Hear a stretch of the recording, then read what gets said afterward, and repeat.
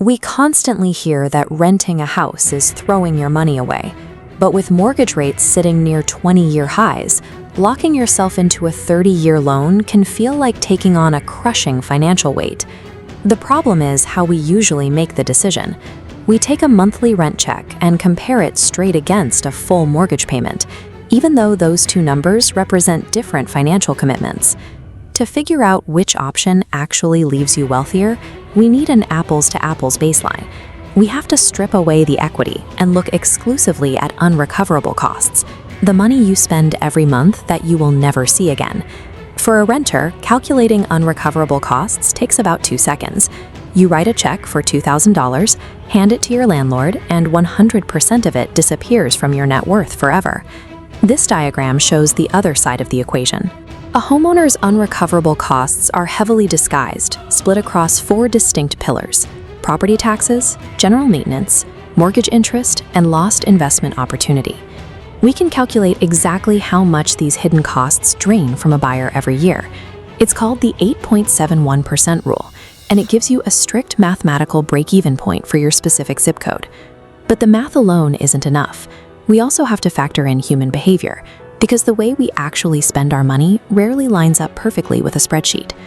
Isolating these unrecoverable costs removes the guilt.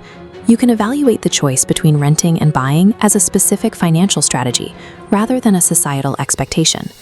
Let's start by calculating the unrecoverable costs of the physical property. The first guaranteed drain is property taxes. Just by holding the deed to a house, you owe the government a cut of its value.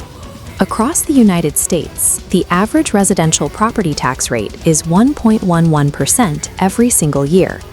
Next is structural upkeep. Roofs leak, water heaters break, and wood rots. Real estate professionals standardly advise setting aside 1% of your home's total value annually, specifically to cover these inevitable repairs. This pie chart breaks down the physical costs. When you combine those two factors on a standard $500,000 house, you are losing 2.11%, or roughly $10,500 a year, just to keep the structure standing and the government paid. That $10,500 yields no equity.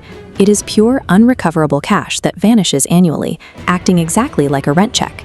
The physical expenses are obvious, but the biggest unrecoverable drain of homeownership is entirely abstract. It's the cost of capital. This starts with the opportunity cost of your down payment. If you drop $100,000 to close on a house, that is 100 grand effectively locked in a vault. You can no longer invest it in the stock market to generate wealth. Historically, median residential home prices have appreciated at roughly 2% per year after adjusting for inflation. Over that same period, the S&P 500 has returned an inflation-adjusted average of roughly 7% per year. That creates a 5% delta. By locking your capital into a house instead of the broader market, you accept a 5% penalty on your money's earning potential. Then there is the cost of the money you had to borrow. If you finance the other 80% of the house at today's rates of 6.5 to 7.5%, the interest you pay to the bank is entirely unrecoverable. Adding that 5% opportunity cost to the heavy interest burden of the loan yields roughly 6.6% of the home's total value per year. On a purely mathematical level, that opportunity gap penalizes buyers. If we look strictly at the numbers, the compound growth of an index fund typically outpaces residential equity growth. This chart maps an amortization curve. Early on, the bank takes its cut up front. Most of your payment goes toward unrecoverable interest, leaving almost nothing for equity. You must stay 5 to 8 years to overcome fees and build equity. But buying a house has a massive counterweight to that early interest penalty. It serves as a powerful hedge against inflation. A 30-year fixed mortgage locks your primary housing payment at a stagnant dollar amount for 3 decades. Your payment might feel expensive in year 1, but 20 years of inflation will erode the purchasing power of the dollar. While rent prices climb with inflation, your fixed mortgage payment feels cheaper as time goes on. In the United States, homeowners can also deduct mortgage interest on their taxes. If your interest payments exceed the standard deduction, you effectively lower your monthly unrecoverable costs even further. A mortgage demands brutal, unrecoverable cash up front. But if you hold the property long-term, it aggressively rewards you by freezing your housing costs while the rest of the world gets more expensive. We can now combine all these unrecoverable variables. Add the 1.11. Most people do not do that.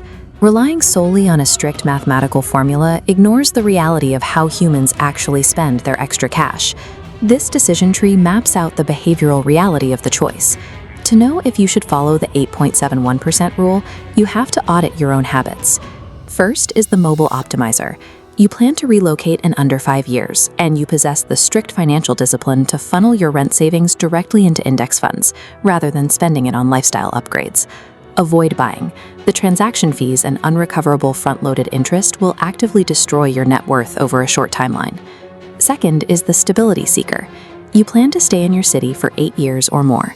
You value emotional security, and you know you naturally struggle to proactively save and invest your excess cash. Buy the house, even if the math looks tight on paper.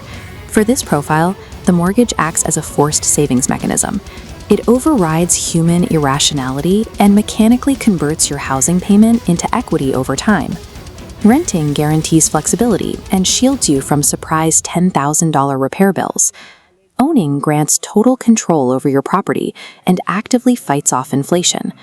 Run the 8.71% calculation for your city so you know the raw math. But before you sign a 30-year contract, make sure you know exactly which profile you actually fit into.